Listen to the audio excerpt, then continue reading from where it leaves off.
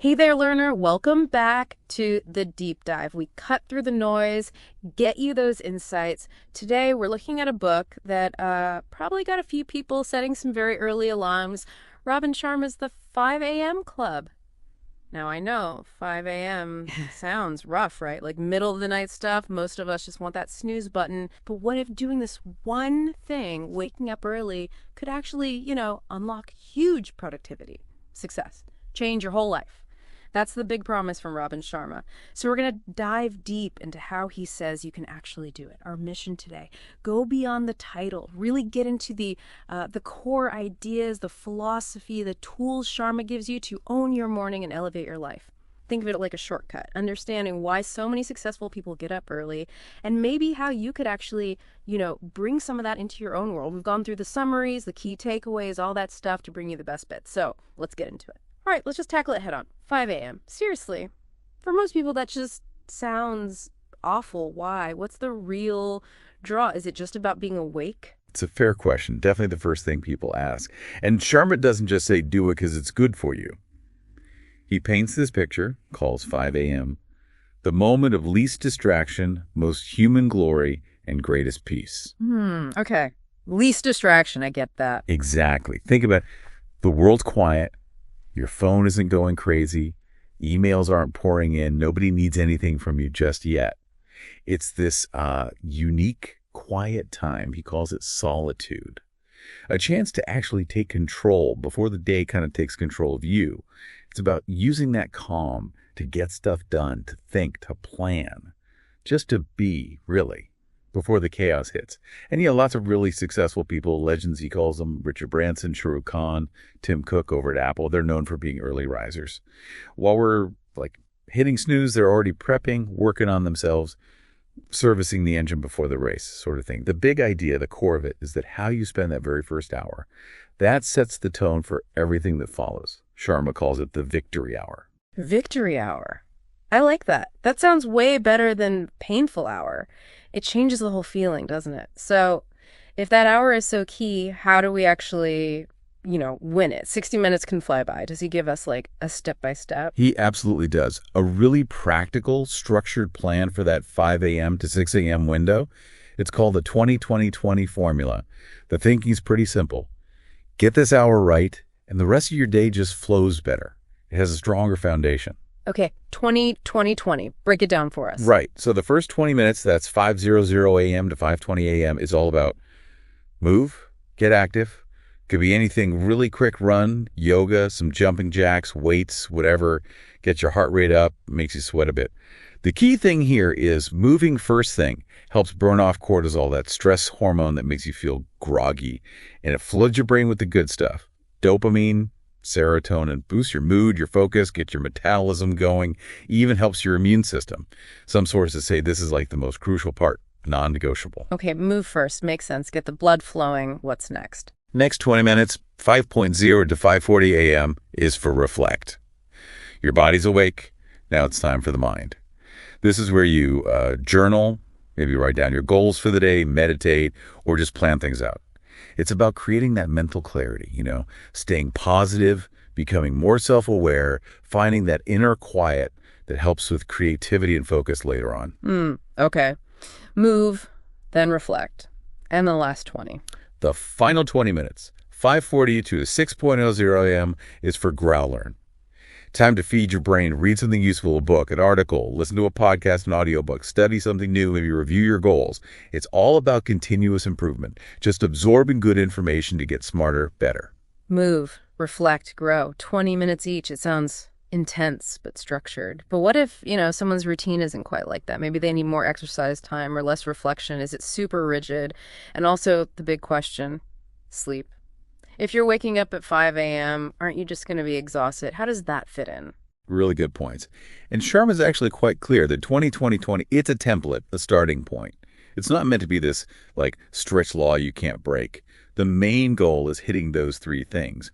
Move, reflect, grow. If you need 30 minutes to move and maybe 15 each for the others, that's fine. Or maybe you need to read before you exercise. Customize it. Make it work for you. And sleep Yes, absolutely critical. The book really hammers this home. Waking up at 5 a.m. is pointless if you're sleep deprived. It's counterproductive. Right, you can't just cuck sleep. Exactly. You can't burn the candle at both ends, as they say.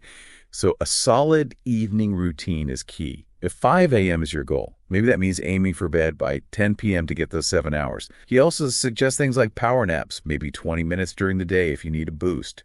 It's about the whole picture, not just the alarm clock. Okay, that makes it sound much more realistic, that flexibility. So we've got the morning sorted, the victory hour, the need for sleep. What about sustaining this? Beyond that first hour, what other big ideas does Sharma talk about for keeping up this kind of focus in, let's face it, a super distracting world? Yes.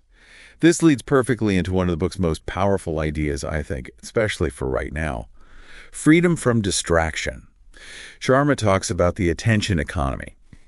Basically, our attention is the new currency, and companies are fighting for it. Our phones, social media, they're designed to be addictive. Tell me about it. Yeah. There's this line in the book that really hits hard. I was also in the delusion that the internet is free. But now I understand that the internet is not free. We are free. Wow. Okay. We are the product. Exactly. Our clicks, our scrolls, our time, that's what they sell. Think about web series, endless feeds. They use algorithms to know exactly what keeps you hooked. Yeah. Sharma points out how even a tiny 5-inch screen can totally kill creativity and focus. And he puts it pretty bluntly, hours build into days, days into months, and many years make up your life. And if your foundation is filled with holes, basically, what's the point? What's the value? You never hear super successful people saying, yeah, I got here by scrolling Instagram all day. The digital world, Sharma argues, it doesn't want you to be free. It wants you glued. That's why fighting for this freedom from distraction is like a secret weapon for success. It's a powerful reminder, almost uncomfortable because we all know it's true. So, okay, we're distracted. Yeah. What can someone actually do about it? Like a concrete step from the book. He offers a really simple challenge, but it can be surprisingly tough. Try this. Put your phone in another room 1 hour before you go to sleep. Okay. And this is the hard part for many gray head. Don't touch it again until 1 hour after you wake up. Whoa, 2 whole hours phone-free around sleep. Yep, a digital buffer zone. Sharma says you'll be amazed at the difference in your focus, your clarity, just how much more present you feel. The big takeaway is that mastering focus in this hyper-distracted world gives you what he calls a gargantuan competitive advantage. Yeah. Think about it. Everyone's competing at the surface level, constantly distracted. But the competition at the extraordinary level, the deep focus level, almost none. Because it's hard. Gargantuan competitive advantage. I like the sound of that. Now, we often focus on, the external stuff, what we do, our actions. But the book also talks about building our inner world, these interior empires. This sounds really deep. What's that about? Yeah, this is where it gets really interesting, moving beyond just mindset. Most self-help stuff focuses just on mindset, right? Pretty much, yeah. Think positive, etc. Right. Sharma says mindset, your psychology, your beliefs, it's important, but it's only like 25% of the picture. He says we need to build 4 interior empires. Yeah. Just like we'd invest in designing the inside of our house. Okay, 4. What are they? So first is mindset, the psychological part. Then comes Heartset. Heartset. Okay. Yeah, this is all about your emotional life, your emotional resilience, your ability to manage feelings like anger or frustration. Can you forgive? Can you handle setbacks without falling apart? Building your Heartset is about emotional intelligence, radiating positivity, love, peace. Okay, mindset, Heartset. Third is Healthset, your physical well-being, Yeah. your energy, your vitality. And the analogy he uses is brilliant. No matter how much mobile data you have, if your mobile is shut down due to not charging, then that data is of no use. Huh. That's good. Makes sense. Totally. Doesn't matter how smart you are if you're physically drained or unwell. Good health means more energy, less stress, more happiness. It fuels everything else. Right. Mindset, Heartset, Healthset. What's the 4th? The 4th, and maybe the deepest, is Soulset. This is about your spirituality, your connection to purpose, your values. Who are you really? Why do you do what you do? It involves reflection, maybe meditation, understanding yourself on a deeper level. The book says something beautiful. Heaven and hell are not a place that you can visit. It is a state of being that you can feel. Yeah. Yeah. So cultivating Soulset is about finding that inner peace and meaning. When you work on all four, mindset, heartset, healthset, soulset, that's when life becomes truly, as Sharma puts it, glorious. Yeah. And this ties right into his simple success formula. Better awareness from working on these empires leads to better choices, which lead to better results. It starts inside. That's a really holistic view. Mind, heart, body, soul. Okay, so you master the morning, you fight distraction, you build these inner empires. But habits are hard to form and even harder to keep. What about making the stuff stick for the long haul? Yeah, the sustainability question. This is crucial. Sharma introduces what he calls the habit installation protocol. It is based on research. It takes about 66 days minimum for a new habit to become automatic, like second nature. 66 days. Okay, that sounds more realistic than just do it tomorrow. Right. And he breaks it down further. 3 phases, each 22 days long. Phase 1, days 122, is destruction. This is where you actively break down your old, unhelpful habits. It's often the hardest part. Phase 2, days 23-44, is installation. You're consciously building the new neural pathways, practicing the new habit consistently. This feels awkward, messy sometimes. Phase 3, days 45-66, is integration.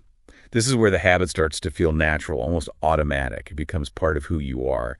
And he has that great quote, "All change is hard at first, messy in the middle, and so gorgeous at the end." It really captures that process. Hard, messy, gorgeous. I like that. It emphasizes consistency over just like bursts of motivation, like that Muhammad Ali quote, right? I hated every minute of training, but I said, don't quit.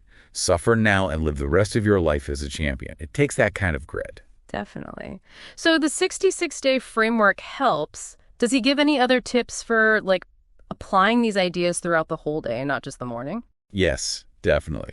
There are these 10 tactics for lifelong genius sprinkled throughout, little strategies. For example, the tight bubble of focus. Basically, create a physical and mental workspace that's totally free from distractions. Like, put your phone away, close unnecessary tabs, signal you're unavailable, really protect your focus time. Okay, a focus bubble. What else? Another powerful one is the 1991 rule. For the next 90 days, spend the first 90 minutes of your workday focused solely on your single most important project. No emails, no meetings, just deep work on what matters most. 90 minutes on the biggest thing first. Wow, that could make a huge difference. Huge. And then there are others, like the 60-10 method: work intensely for 60 minutes, then take a 10-minute break to recharge. Or the daily 5, identify the 5 small wins you need to achieve each day. Even using your commute time for learning podcasts, audiobooks, instead of just radio static, he calls that traffic university. Traffic University. Love it. It's all about these small, consistent actions. That idea of just getting 1% better each day, it doesn't sound like much, but over time, Sharma argues, it leads to incredible results. Wow. Okay, so this whole deep dive, it really shows the 5 a.m. club isn't just, set your alarm early and hope for the best. It's a whole philosophy, isn't it?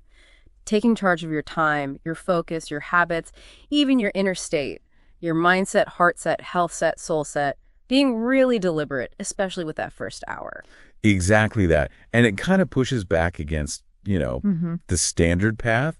The book suggests society kind of brainwashes us into thinking there's only one-way college, 9 to 5, whatever. It really encourages you to step back and decide for yourself what a successful, happy life looks like for you. Like Sharma says, if you want to be like the top 5%, stop acting like the 95%. Sometimes that means doing things differently, like waking up at 5 a.m., even if people think you're a bit nuts. It definitely makes you think, how am I starting my day? How am I ending it? What could I tweak? So for you listening, maybe just reflect on that, your first hour, your last hour. What's one small change you could maybe try? And maybe leave you with this thought from the book, going back to focus. Today, you have a gargantuan competitive advantage. In this distracted world, if you learn to work by focus, you will get a big competitive advantage. Why? Because there is tons of competition on the ordinary level, but almost no competition at the extraordinary level. Powerful stuff. Food for thought. Take this knowledge, see how it fits your world, what changes you might make. Until next time, keep diving deep.